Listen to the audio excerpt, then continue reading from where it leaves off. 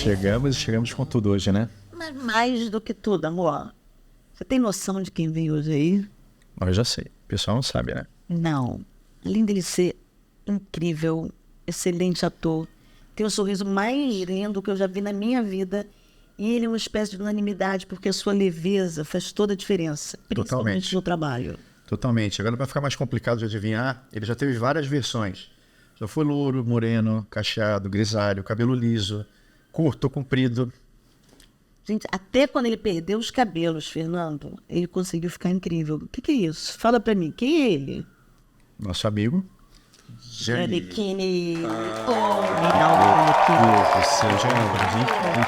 Eu tô tão feliz de estar aqui, vocês não estão entendendo. Eu estava morrendo de saudade de vocês, né? E aí, que bom que a gente se juntou aqui. Agora vamos dividir essa conversa cheia de saudade com o público, né?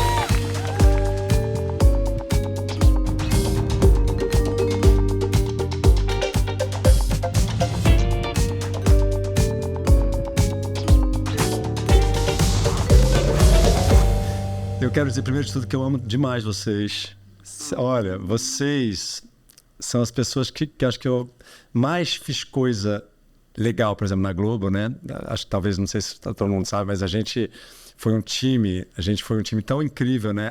Eu acho que foi a equipe que eu mais trabalhei, foi com vocês. E eu tenho tanto amor, porque assim, eu fiz tanta coisa boa, para além da qualidade do trabalho, né, da experiência, de me desenvolver como ator, a gente tinha essa coxia, né, de teatro que a gente fala, mas o bastidor de ser uma coisa tão afetuosa, com tanto carinho, né? Então, assim, vocês realmente, de verdade, eu estou muito feliz de estar aqui, eu tenho muito amor por vocês. A gente já começou o programa chorando. Vamos começar chorando. Só daquele chora. Bom, então vamos voltar lá para trás. Né? É isso. Detalhe, faz 20 anos. 20 anos já, o tempo passa loucamente rápido, né? Para você, não. Porque você continua, tipo... Pra nós. Bons dermatologistas, né? 20 anos depois. Olha, a gente vai contar pro público tudo que a gente fez, mas o que as pessoas viram foram os nossos trabalhos que a gente fez junto. A gente fez tanta coisa boa, né? A gente ousou tanto.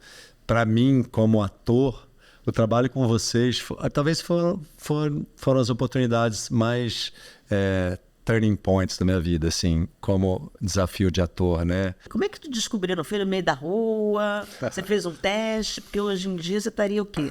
Na rede social? Porque hoje em dia as pessoas encontram as outras. Como é quando você começou? Não tinha rede social, né? Eu comecei, na verdade, no teatro. Eu comecei a estudar para ser ator e logo em seguida eu fiz um teste para o Zé Celso, que é, né, esse cara incrível do teatro, e estreiei com ele. E logo que eu estreiei nos palcos em 99, alguém da Globo, o Luiz Antônio Rocha, na verdade, vou dar nome, né, que é um produtor de elenco, ele foi me ver na peça e falou, cara, tem um teste que eu queria que você fizesse com um personagem que eu acho que é a sua cara. Eu falei, cara, mas eu nunca fiz nada em televisão, né? E aí ele me chamou, eu fiz o teste, super despretensioso, porque naquela época eu confesso que eu nem pensava em fazer televisão. Eu estava tão apaixonado pelo teatro, né? Com aquela turma muito de vanguarda do Zé Celso, né? E aí eu acabei fazendo o teste. E 3 meses depois eu estava estreando numa novela das 9, né? Laços de Família, como protagonista. Foi muito louco, assim. Foi uma transição, assim, que me deixou completamente, assim, sem saber nada, né? Assim, foi uma mudança muito radical na minha vida quando eu entrei na televisão. Vende que você era como se fosse modelo da passarela e caiu lá do nada. A transição da passarela pro teatro, pra TV... Foi muito rápido. Foi quase em 1 ano aconteceu tudo isso na minha vida. Foi uma história louca, assim. Mas você recomenda para um ator iniciante já estrear como protagonista, assim? Não, nunca recomendo. Eu sei que eu sofri. Eu sofria muito, principalmente pela minha autocrítica, né? Porque eu sabia que meu trabalho estava ainda muito verde. E eu sabia que poderia ser muito melhor, mas era o que eu podia oferecer naquele momento, assim, né? E fazer televisão, novela, estrear sem experiência é um atestado de morte, na verdade. Eu sou um sobrevivente, né, gente? Porque é muito difícil. Só quem sabe... Quem faz sabe como é difícil, né? Eu acho o ideal a gente realmente estudar, né? Ter já várias ferramentas para chegar e fazer principalmente novela, que é difícil, como eu falei, né? Mas eu acho que também cada um tem a sua história, o seu tempo. Eu tive coragem de aceitar, né? Estrear na novela sem experiência E não me arrependo, porque eu fui fazendo a minha história, né? Foi um ano difícil para mim quando eu estreiei, assim. Eu assistia a novela me chicoteando, assim, me achando muito ruim, sofri críticas, e aí eu falei, cara, vou correr atrás depois, agora, para tentar aprender mais, né? Foi rápido, né? Porque 2 anos depois você ganhou um prêmio como melhor ator por Esperança, né? Eu tive muita sorte de ir emendando em trabalhos que começaram a me fazer desenvolver muito legal, né? Esperança foi um trabalho que eu me orgulho muito, porque eu também era muito verde, mas ali eu tive a chance de fazer umas coisas de uma profundidade, que eu olho hoje em dia algumas cenas de Esperança, eu fico muito orgulhoso, assim, falo, nossa, eu nem tinha tanta capacidade para ir tão fundo, assim. Eu gostei demais daquele trabalho com o Luiz Fernando Carvalho, né? Fui aprendendo e estou aprendendo muito na prática, né? Eu não venho de uma escola. Assim, eu faço muito curso, eu adoro estudar. Eu gosto de fazer workshop, eu gosto de me interessar por tudo que tem a ver com a nossa área, né? Desde aula de dança, aula de canto, workshops de interpretação, me desafiar, sempre. Mas eu não venho de uma escola, não tenho uma faculdade, não fiz artes cênicas. Eu fui aprendendo na prática. E tudo bem também, porque eu acho que no final das contas é na prática que a gente vai tendo a experiência, né? É impossível não falar hoje dessa coisa dos BBBs, das pessoas, dos influencers que se tornam atores. Você recomenda? Porque assim, é um sofrimento também que essas pessoas estão passando. Você acha que valeu a pena para você todo esse sofrimento? Cara, eu acho que depende o jeito que você encara, né? Assim, você tem que ter respeito por essa profissão, entender que não é um lugar para você, oi mamãe, tô ali fazendo sucesso. É uma profissão difícil pra caramba, que exige muita ralação. Eu não conheço nenhum ator bom que não ralou. A gente sabe da relação que é. É um ofício. É um ofício que está longe de ser esse glamour que aparenta ser. Porque por trás do glamour tem uma relação, gente. Eu quero fazer novela. A gente esquece a nossa vida, tira férias da nossa vida pessoal e se joga lá em 12 horas de trabalho por dia numa relação. Não só 12 horas, porque a gente em casa tem que decorar o texto, né? Então, assim, é muita coisa. É uma profissão de quem quer trabalhar. Então, quem não quer trabalhar, só quer aparecer, em algum momento pode até fazer sucesso, porque hoje em dia a gente até faz sucesso. Mas eu acho que vai ser expelido pela própria máquina, né? Assim, não tem como, eu acho, você se manter sem ralar. E aí você acha que muita gente chega naquele momento e desiste? Tem gente que não tem vocação, né? Primeiro. Eu acho que a vocação além do talento, é a vocação. Vocação você tem essa energia para pôr nessa empreitada, na empreitada de ser ator, e você tem vontade e noção do que é essa profissão. Eu acho que tem que ter uma inteligência e uma noção do que é essa profissão. É difícil pra caramba e ela tem que ser respeitada no sentido assim de que eu sempre acho que, na verdade, qualquer trabalho artístico ele tem que ser pensado para a pessoa brilhar mesmo. Eu acho que tem que ter uma entrega distante da vaidade. Eu sempre penso isso. Você pode fazer com vaidade. Que legal, tô aparecendo, tô bombando, tô fazendo sucesso. Mas quando você coloca a vaidade de lado e faz aquilo como uma entrega, um oferecimento, tento sempre fazer mesmo, brigar com a minha vaidade, né? Que não tenha. Mas eu sempre, cada trabalho eu faço que eu ofereço uma coisa, que chega numa comunicação no coração do público. Eu acho que o trabalho ganha uma outra dimensão quando o artista tem esse entendimento. Eu acho que também, eu não sei, uma característica que eu vejo em você sempre foi uma sinceridade. Só você sabe que sofreu, na realidade. Eu sei, mas vocês sabem também que vocês acompanharam. Eu nunca esqueço. Sabe o que você está me falando agora? Estou lembrando de uma coisa. Eu nunca esqueço a gente gravando Da Cor do Pecado. Thaís, né? Thaís Araújo. Sempre a gente se divertiu, né? Que era uma loucura, né? Eu fazia Gêmeos.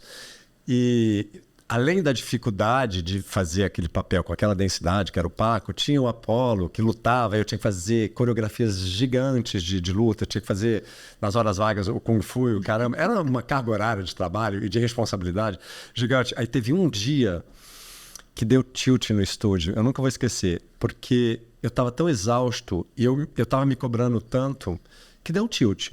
Meu cérebro parou e aí eu fiquei com vontade de chorar, de cansaço e de falar, não dou conta, eu não vou poder fazer essas cenas. Eu tinha um estúdio inteiro, tipo 30 cenas.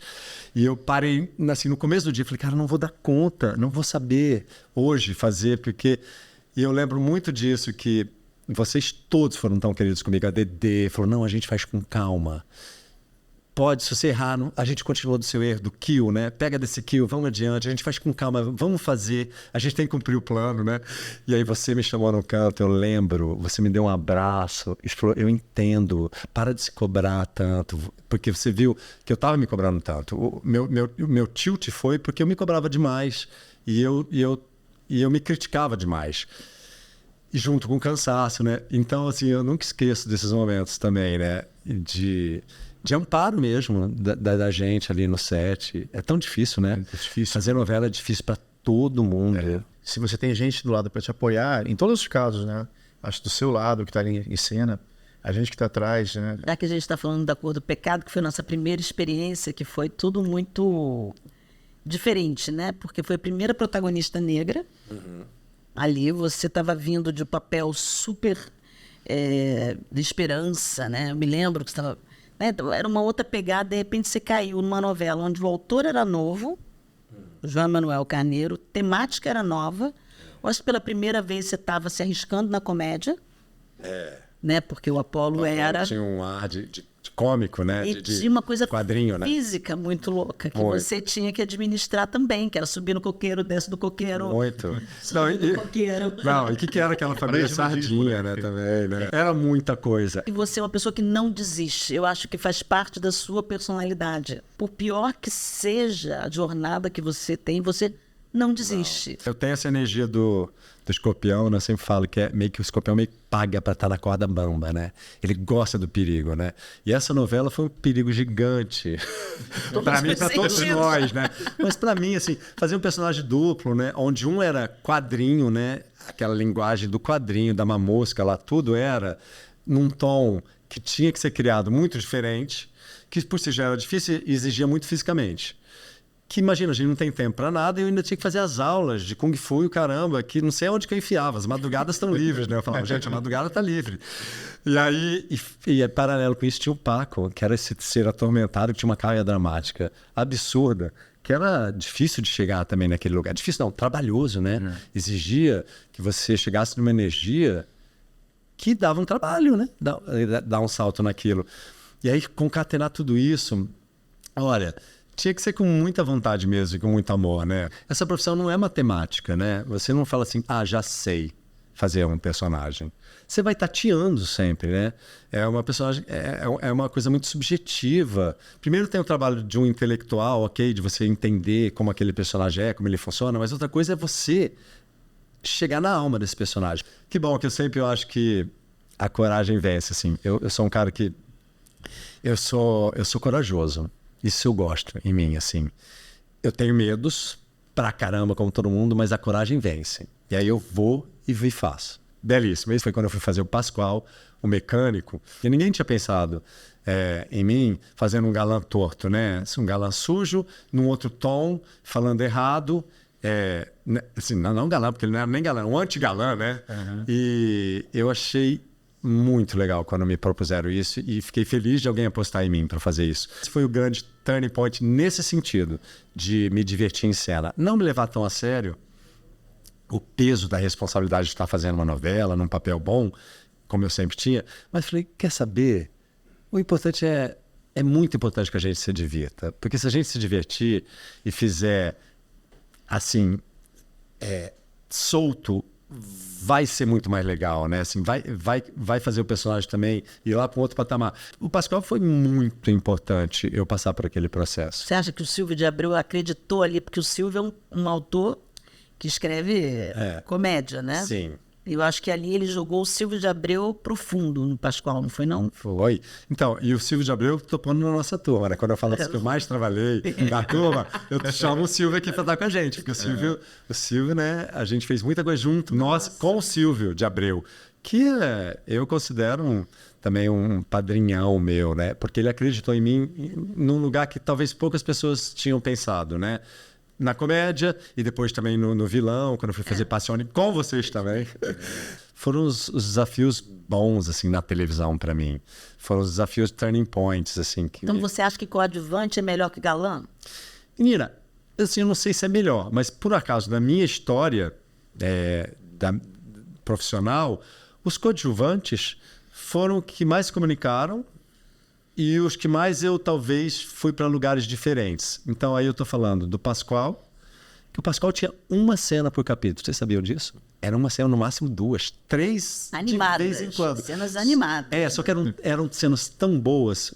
Cada cena por capítulo era tão inteira. Marcante, né? Assim. Eram marcantes, que parecia que a gente estava tão integrado na novela, mas era um personagem super coadjuvante, no sentido assim, de número de cenas. Sim. Mas eu estou para te dizer que foram os personagens que mais repercutiram, que foram mais populares na minha carreira. E depois também o Anthony, de Verdades Secretas, que esse eu não fiz com vocês. Mas também era um coadjuvantíssimo, não era da história principal exatamente, tinham menos cenas, né? E também foi um personagem que eu acho que se comunicou muito, assim. É um dos trabalhos também que eu gosto muito. Então, sim, eu acho que não tem a ver coadjuvante ou principal, né?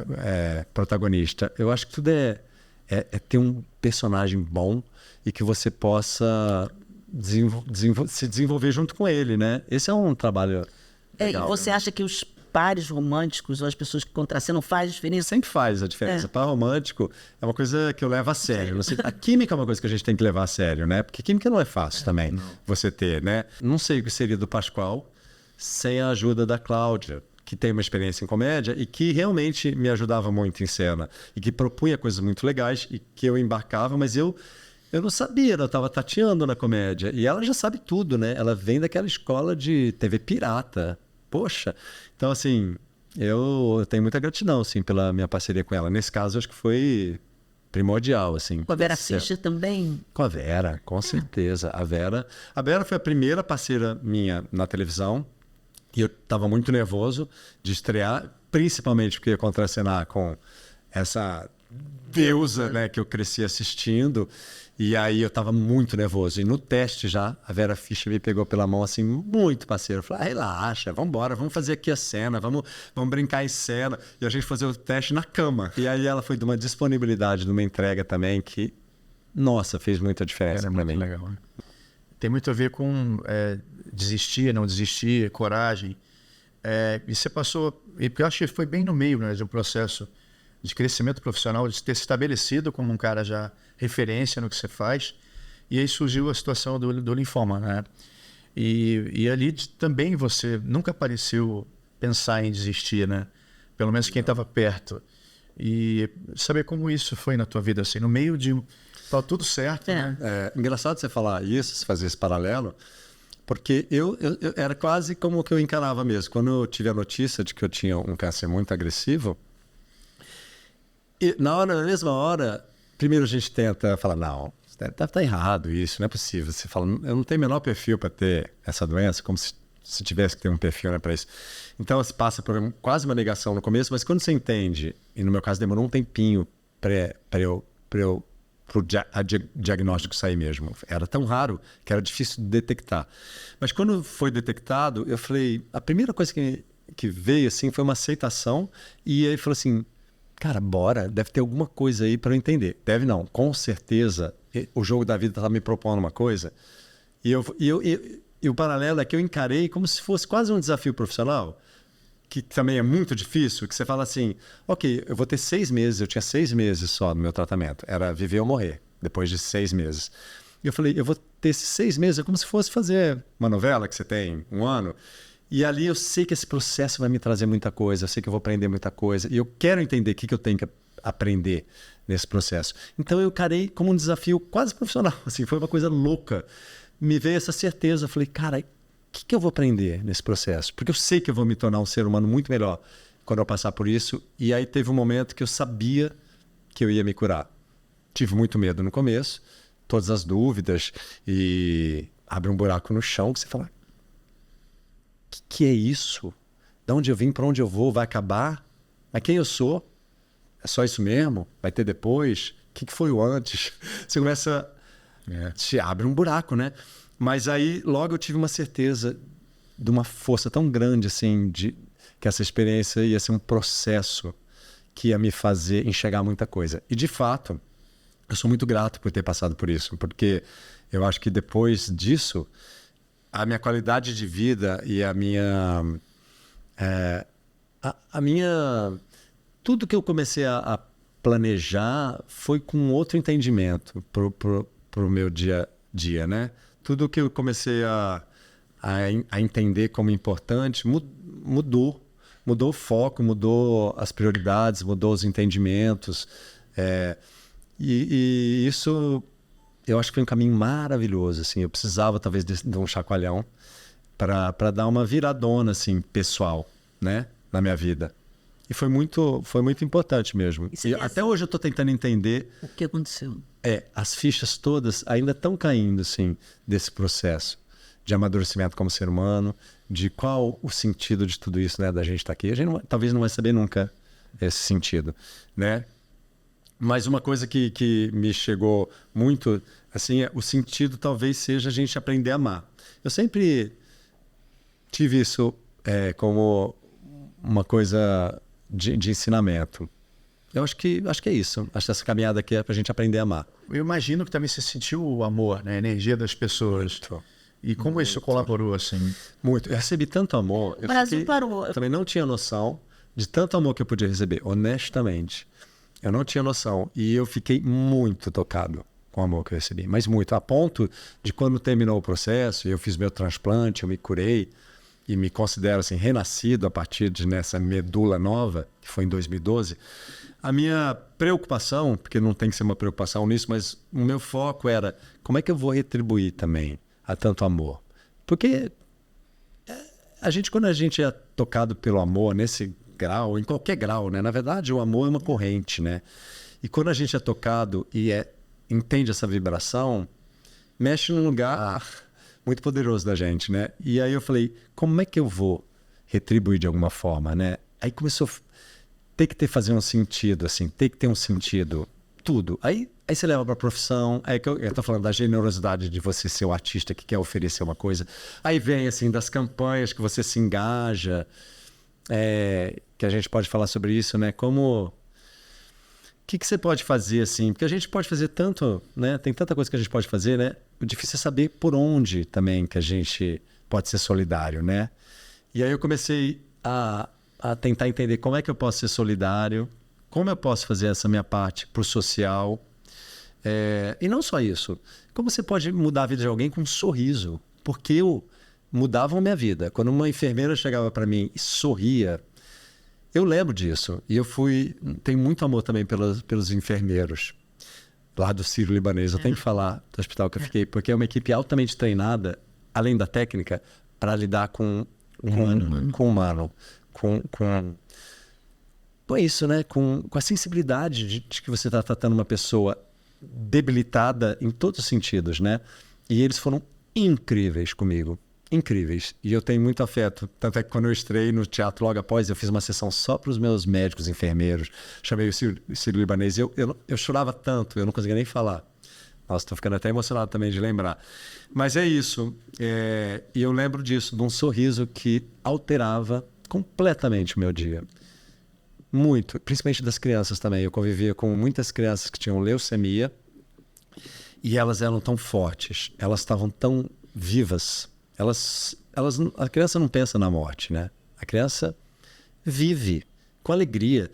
E por mais que elas soubessem todo o processo delas, porque elas sabiam, as crianças, a maioria delas que eu convivia, elas tinham uma vontade de viver, um otimismo e uma leveza. E aí eu chegava lá, porque eu visitava os quartos, a gente se visitava nos quartos, e a criança estava sorrindo, aquele sorriso daquelas crianças mudava muito o meu dia. E aí eu sempre hoje penso nisso, assim, como é legal. Às vezes a gente salva a vida de alguém com um sorriso. Eu acho que é exatamente isso. A primeira vez que eu fui te visitar também, que você abriu a porta, careca, seu sorriso, eu falei, como é que pode isso, gente? Uma pessoa está mais incrível ainda. Porque a energia que você passava, isso faz diferença no tratamento. Faz.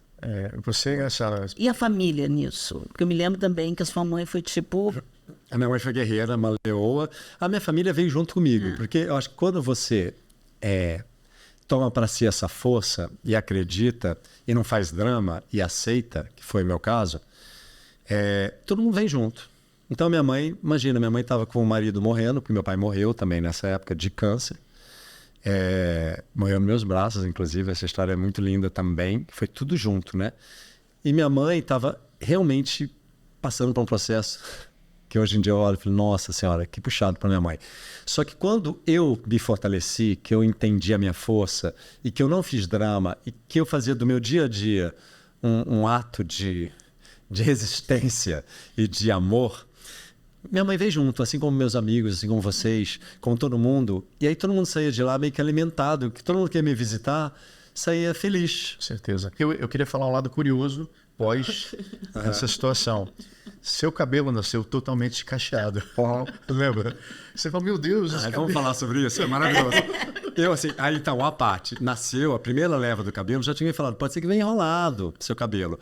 Cara, eu adoro mudar, vocês sabem disso, né? Amo. Eu já tinha feito até um permanente uma vez, um personagem, e que eu propus, falei, vamos fazer um permanente nesse personagem, que eu quero esse cabelo enrolado. E aí depois, então eu repeti esse cabelo enrolado naturalmente. Veio uma leva no cabelo muito enrolado. E eu super curti, até porque o próximo trabalho, que era com o nosso Silvio de Abreu também, vocês não estavam, que era Guerra do Sexo, um remake. Era um personagem que tinha tudo a ver com estar com o cabelo enrolado. Era um personagem solto ali da vila, né? E aí me dava um outro aspecto. Tirava aquele príncipezinho, né, que todo mundo me associava, me colocava um cara mais pé no chão, né? E aí eu super gostei. Primeiro que eu acho lindo cabelo enrolado. Eu sempre achei. Eu sempre achei. Cara, aquelas pessoas que têm um cabelo igual de anjinho. Eu achava muito legal. E então eu amei. Só que aí eu encontrava algumas pessoas na rua, a pessoa vinha assim e falava, tudo bem, você continua bonito, assim, quase. Mas assim, como se fosse uma coisa menor ter um cabelo enrolado. Aí eu percebi também que esse Brasil da gente é muito louco, que tem um preconceito, como se cabelo enrolado fosse uma coisa menor mesmo. Uma coisa... Eu senti isso, gente, na pele, esse preconceito. E aí eu falava, mas o que? Eu tô adorando esse cabelo, tô achando lindo, tô me achando gato. E eu também realmente estava, mas... Foi louco de constatar isso. Muita gente não gostava. E quando você assumiu os cabelos grisalhos, como foi essa mudança? Foi incrível também. Essa mudança foi a das mais surpreendentes para mim. Porque eu percebi que a galera tem uma coisa com grisalho, né? Nós nunca falaram tanto nas redes sociais, por exemplo. Você gosta, você estava falando, né? Amo. Então, eu nem achava tão legal. Assim, nunca tinha... Eu tenho cabelo branco desde os 25 anos de idade. Eu estrei Laço de Família pintando o cabelo, gente. então, é uma coisa genética, né? Lá de trás, meu pai também tinha umas mechas lindas. Mas eu não achava legal. E também, quando você é muito jovem, não combina, né? Porque esse negócio do grisalho parece uma coisa do maduro demais.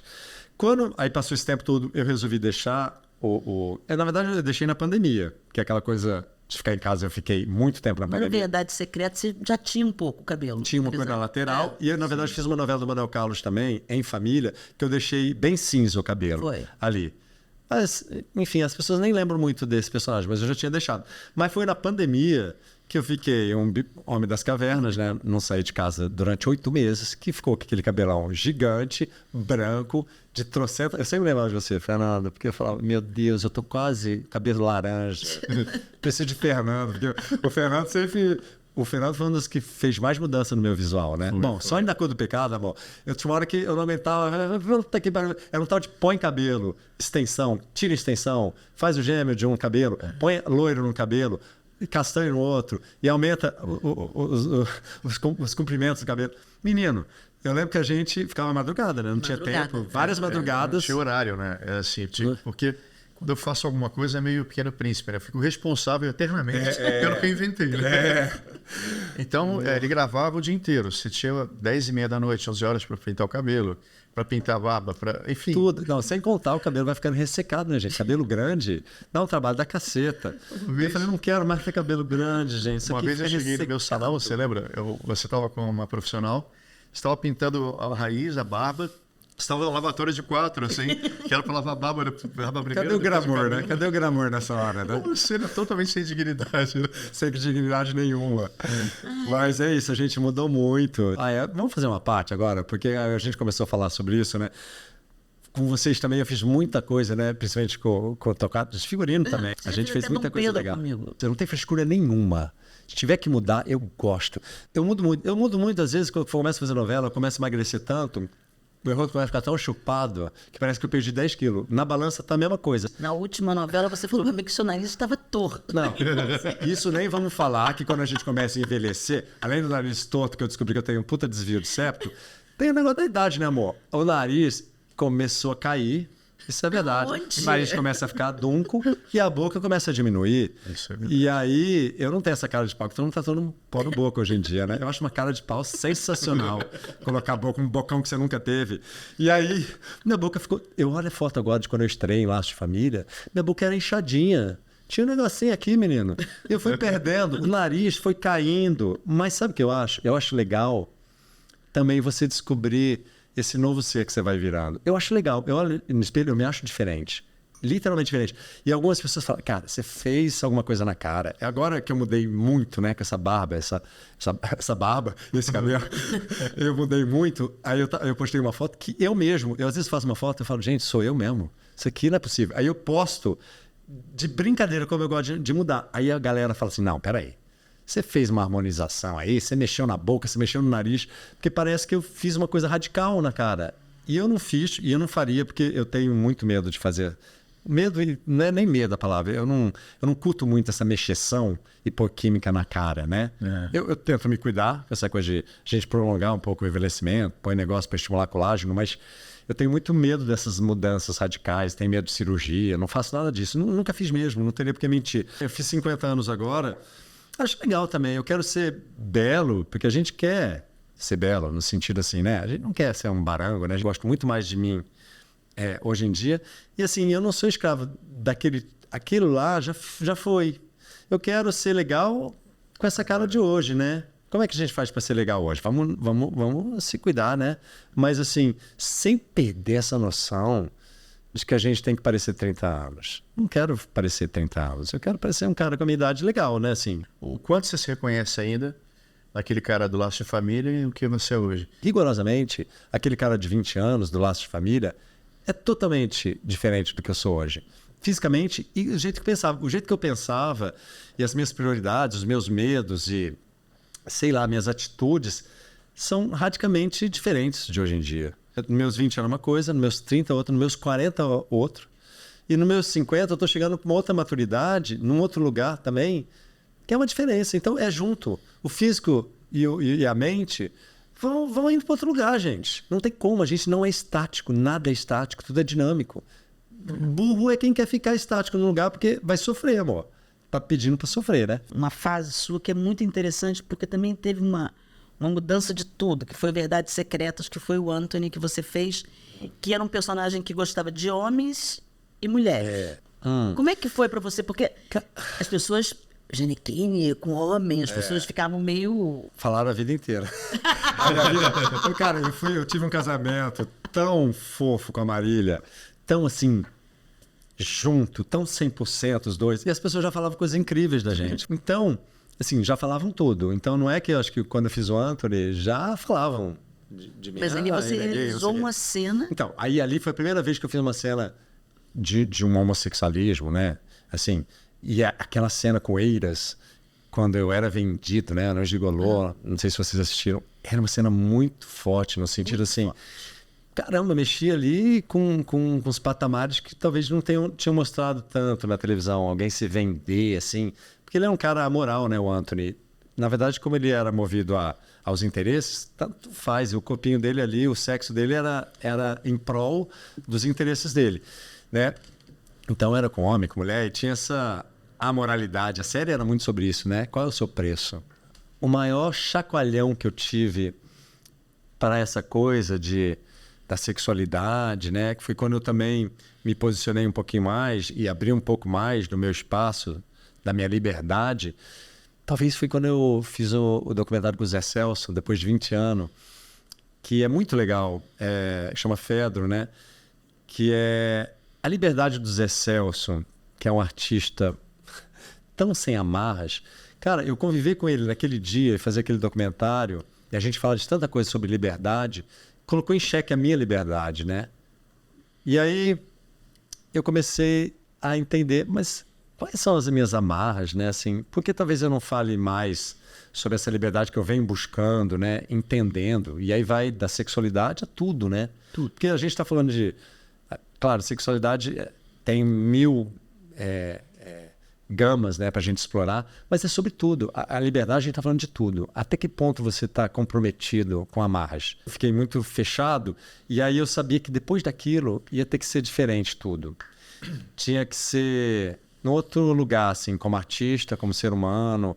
E eu nem sabia que lugar é esse, mas todos os meus trabalhos que eu tenho feito depois da pandemia têm sido muito diferentes. Os dois que eu fiz, assim, muito fortes foram Bom Dia Verônica, um personagem sucesso. Forte, assim, que foi um desafio e eu acho que eu vivi um processo lindo ali. E depois de teatro também, no Brilho Eterno. Foi legal que eu também produzi, que eu quis também pegar mais a rédea da minha carreira na mão, produzir também, que é uma coisa que eu quero fazer cada vez mais. Querendo entender que lugar eu quero chegar, assim, como artista, sabe? E muito mais relaxado para poder dar vazão para esse artista falar. Você tá tipo geração Z, porque você falou tudo que a geração Z é hoje em dia. Uma liberdade de gostar, de quem tiver que gostar, na hora que tiver que gostar. É famoso, assim, também. Tem uma hora que você aperta o botãozinho do foda-se. Posso falar esse palavrão aqui? Acho que pode, né? Foda-se, né? Esse botão do foda-se é muito maravilhoso, né? Quando você aperta.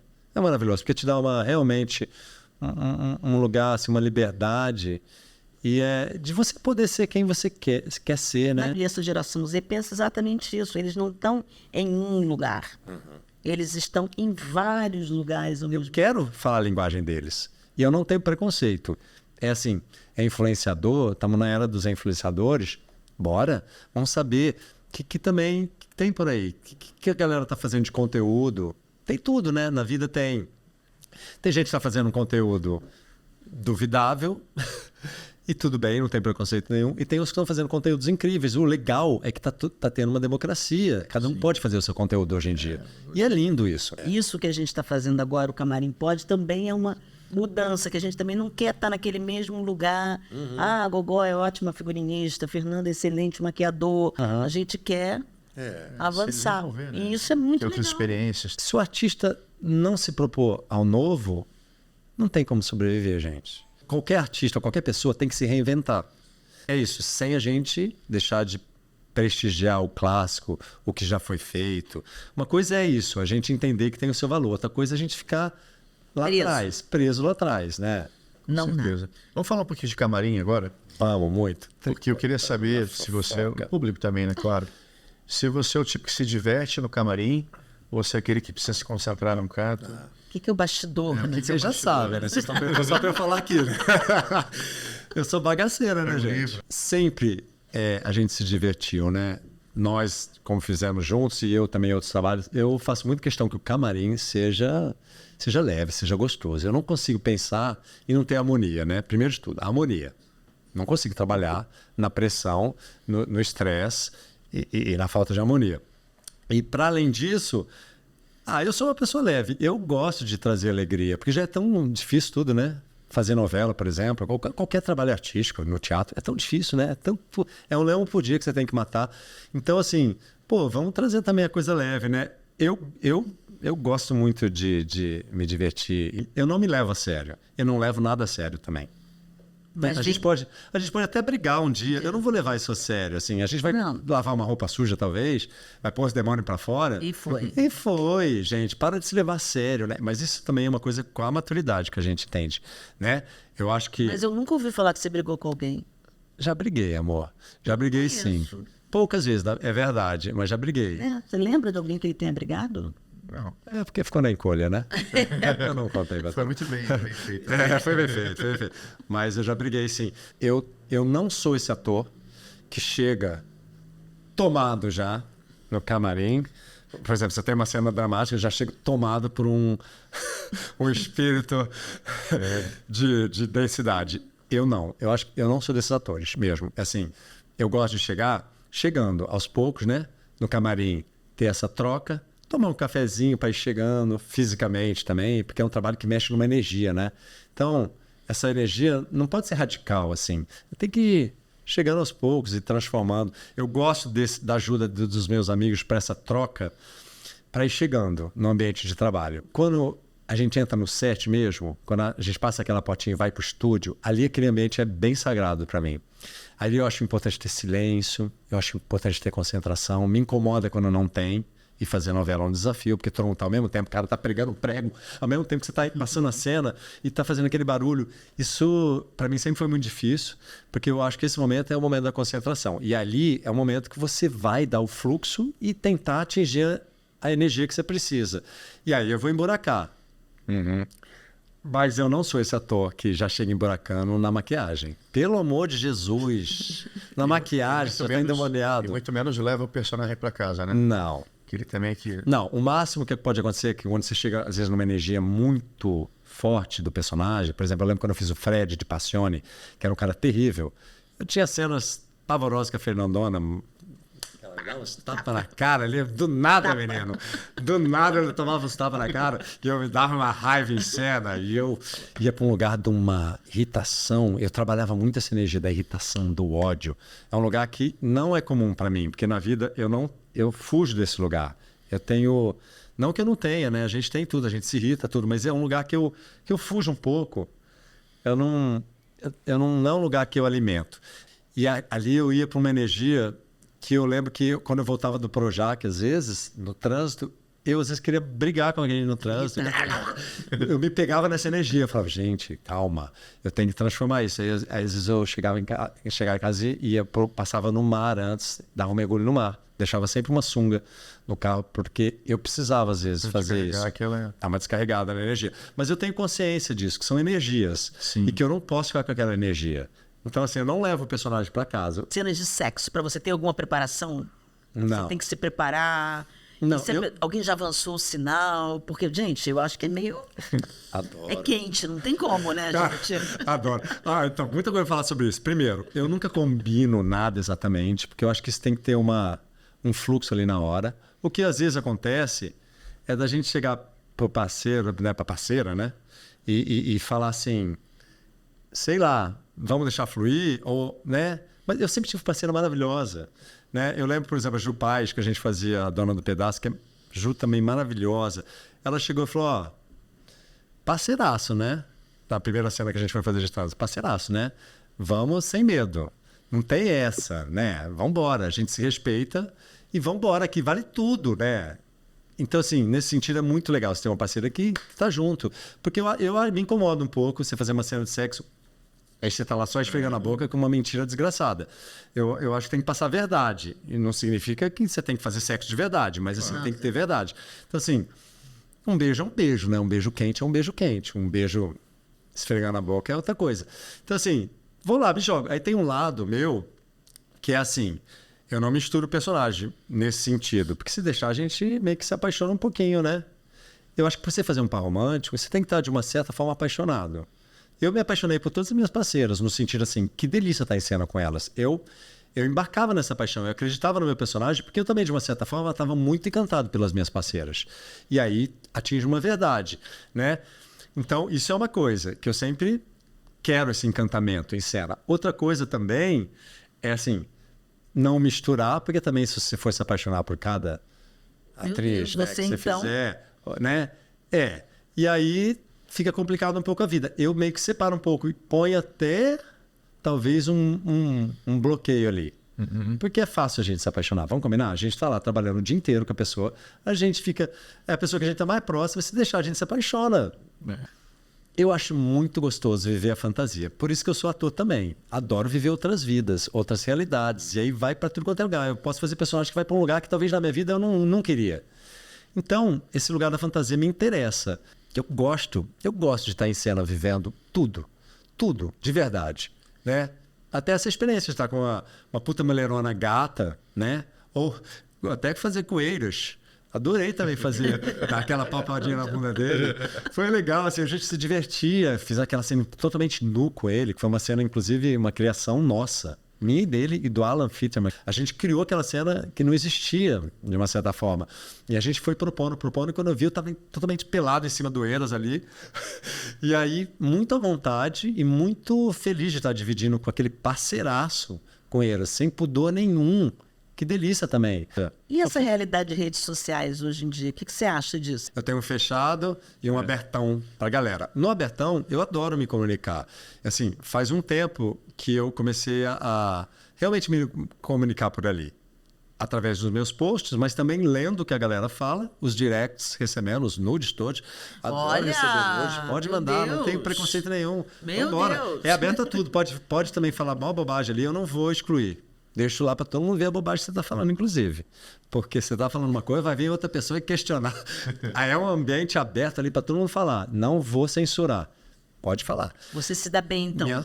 Me dou bem, me assusto às vezes com umas opiniões, com essa coisa, né, enfim, da política, por exemplo, né? Se manifestar politicamente é uma coisa quase assustadora hoje em dia, né? Essa polarização dá um certo susto de ver como as pessoas são radicais às vezes, né? Então, mas eu deixo lá, deixo território para todo mundo se manifestar e leio. Eu gosto de saber o que as pessoas falam. Não dá para responder tudo. Tem gente que fala, por que você não responde? Eu falo, porque não tem como você responder. E você consegue monetizar isso? Meu objetivo da rede social nunca é monetizar. Honestamente, né? É um lugar que a gente pode ganhar muito dinheiro hoje em dia, qualquer pessoa. E os artistas, claro. Eu tenho algumas propostas, mas eu confesso que eu faço muito pouca coisa para ganhar dinheiro via rede social, Instagram principalmente. Eu sou meio chatinho, assim, engraçado. Eu sou da época que a gente fazia campanhas publicitárias gigantes, né? Com outdoor, na televisão. Aí quando vem na rede social pedindo um escopo de você tem que fazer 50 mil vídeos, virar um blogueirinho, fazer um monte de stories, um feed não sei o que para ganhar 10% que a gente ganhava quando a gente fazia aquelas campanhas grandes.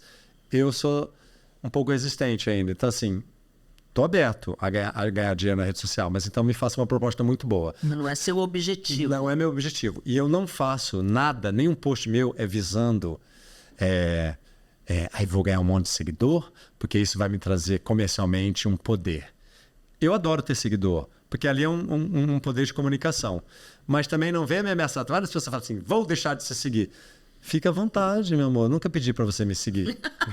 Nunca pedi mesmo, honestamente. Estou falando isso não é com uma arrogância.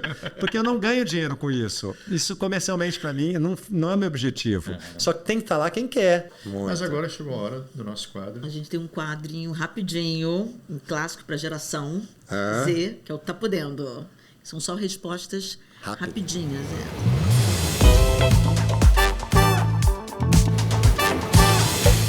É um assunto proibido. Já é coisa? Tem que falar alguma coisa? É um assunto proibido. Eu achei que você ia falar um assunto proibido. Eu tô esperando um assunto proibido. Não, o assunto proibido. Proibido? Nossa. Não me vem nada na cabeça. Nada proibido. Ótimo. Pra mim, eu acho. Tudo é um assunto possível. Toda forma de amor vale a pena? Definitivamente. Sem dúvida. Gente, você é um homem lava, passa e cozinha? Claro que não. Olha que sim. Infelizmente não, amor. Nossa, eu sou zero da cozinha. Eu gostaria de ter um dom, assim, mas eu não tenho. Não é que eu não tenho dom, eu não tenho essa vontade, na verdade, de cozinhar. Apesar que eu acho muito chique quem cozinha. Todo dia, antes de sair de casa, eu estendo a minha cama, porque eu acho muita displicência chegar em casa, aquela cama tá ainda mal arrumada. Um sonho recorrente. Eu tenho sempre esse sonho de que eu estou no exterior, querendo voltar para o meu país, e não consigo. E aí tem várias nuances. Uma é que eu não consigo porque eu não tenho dinheiro, outra é porque eu não consigo chegar a tempo no aeroporto, ou às vezes eu chego no aeroporto, me barram, ou é porque acontece 1000 coisas no meio do caminho e eu não consigo, e me dá uma aflição gigante. Mas assim, são sonhos que eu acordo suando. E é louco, eu já tentei entender um pouco sobre isso. Eu acho que é muito simbólico, né? Eu acho que é voltar para o seu país, voltar para sua casa, é voltar para sua essência, talvez, né? Reinaldo Gianecchini, Gianni ou Mano Juninho? Eu me sinto Reinaldo Gianecchini. Filho é um sonho distante? Eu acho que filho é uma coisa, primeiro, karmática, que faz parte de talvez um mapeamento espiritual. Eu acredito nisso. E eu acho que ele vai acontecer independente da sua vontade ou não.